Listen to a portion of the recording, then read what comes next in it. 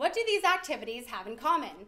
Arguing with strangers on Facebook, binge watching Netflix, organizing your sock drawer. If you answered procrastination, you've just taken the first step to admitting you have a problem. And while individual procrastination is seen as meaningless and disregarded, a lazy society produces far greater consequences. It's our procrastination nation that leads Scientific American, May 1st, 2015, to reveal that up to 400,000 rape kits, an examination that packages DNA evidence, have gone untested, leaving survivors and perpetrators meaningless and disregarded. Upon waiting 18 years for her serial rapist to be caught, Joni Shesky, who suffers from epilepsy after her brutal attack, laments to NBC Denver, July 16, 2015. I had a difficult time wrapping my head around why that rape kit was never tested. Every kit is a person and their family and friends. Rape survivors deserve justice, and so we must clear the backlog of untested rape kits. First, we'll investigate the untested rape kit debacle. Second, we'll scrutinize why DNA continues to gather dust. And third, we'll advocate for how we can quickly identify repeat assailants so they can't strike again. An initiative Attorney General Loretta Lynch heralds as, for anyone isolated, afraid, left out, left behind, we will not forget you. In 1993, after an unknown assailant violently raped, sodomized, and robbed Natasha Alexenko at gunpoint, police collected evidence, exhausted leads, but her rape kit sat untested, and rape survivors today could expect the same tragedy. The Detroit Free Press, January 6, 2015, reminds us that the almost 500,000 rape kits have been forgotten, including over 4,000 cases each in cities like Cleveland, Dallas, and Las Vegas, and more than 12,000 in Memphis. Worse, the Associated Press, January 15, 2015, exposes a distressing trend of children's cases not tested, with almost 100 in New Orleans children's hospitals alone. Louisiana Senator J.P. Morrell calls out the high number of untested rape kits, specifically those concerning children, as especially troubling and disturbing. Those sexually assaulted fight the urge to shower and immediately have a nurse scrape their skin and photograph their genitals, hoping to recover their attacker's hair or bodily fluids. The Rape Abuse Incest National Network, July 29, 2015, outlines the invasive minimum 4-hour hospital exam. Staff collect clothing, blood, urine, fingernail clippings, hair, swab the mouth, genitals, and anus, compiling evidence into a rape kit. John Clark of New York's Monroe County Crime Lab tells the Rochester Democrat and Chronicle, July 16, 2015, even with a big backlog, we'd gladly accept them. And yet, his county's own Rochester police left 100 kits languishing, the most in New York State. On average, every person's DNA found in a rape kit links to 10 other crimes, cites the Washington Times, June 5, 2015. 20% of rapists commit other rapes while DNA goes untested, documents the Houston Chronicle, March 7, 2015. Like Eddie Montiel, whose DNA could have been tested before 2 other sexual assaults and child indecency. The Greater Houston Coalition for Justice pleads. Long after the discovery of DNA, this is still occurring. It just should not be. Natasha Alexenko waited for justice 9 years after her attack, caused by her untested rape kit, and the same lack of understanding exists for us, the law, and institutions. Police sometimes opt against DNA testing because of a survivor's reluctance to cooperate.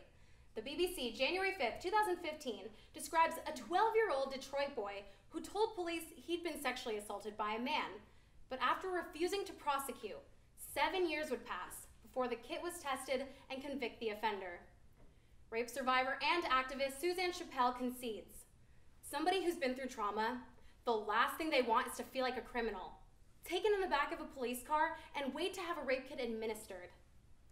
Additionally, USA Today, July 16, 2015, charges that arbitrary and inconsistent testing persists since 44 states have no law instructing police.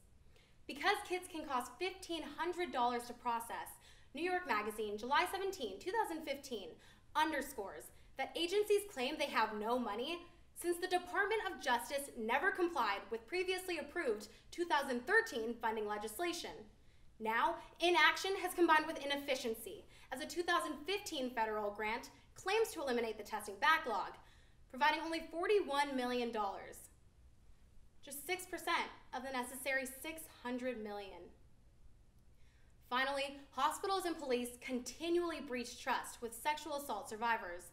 CNN, September 22nd, 2015 warns that Georgia State's largest hospital locked away 1,500 rape kits, and North Carolina police destroyed over 300 rape kits to make room for other evidence, each preventing DNA from entering the national database to stop serial rapists.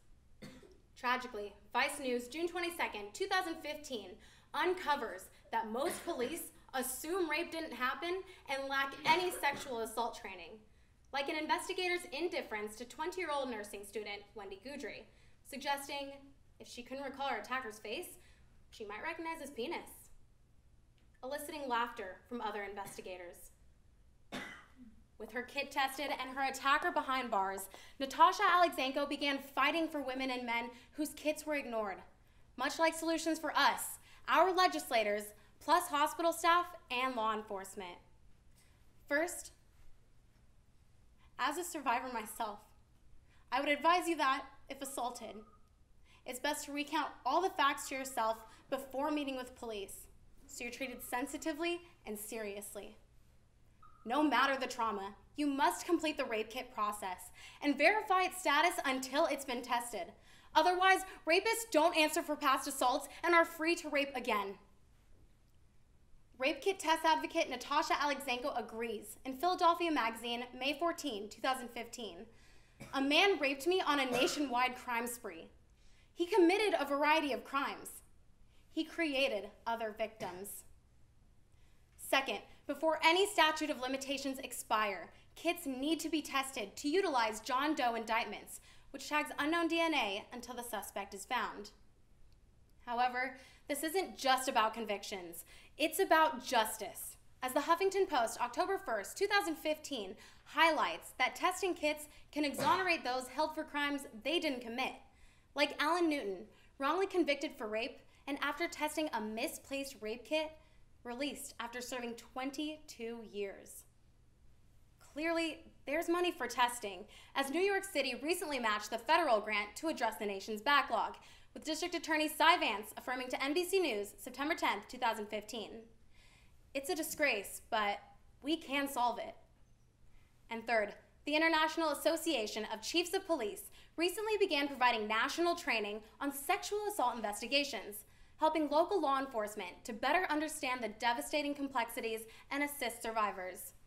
Yet the Atlanta Journal-Constitution, June 14, 2015, illuminates that rapists facing justice depends on hospital practices, since staff can help survivors regain control, reduce emotional trauma, and leave him or her better prepared to help detectives.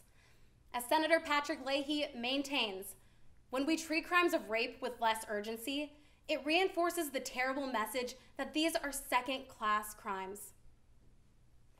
First, we examined the tragic problem of untested rape kits. Second, determined the causes. And third, we identified solutions. We must clear the backlog of untested rape kits for those seeking justice and closure and to prevent repeated sex crimes. It's been long established that rape is about an attacker exercising control and power over someone else. But any untested rape kit is a problem that we must stop procrastinating to solve and take control back. And that is well within our power.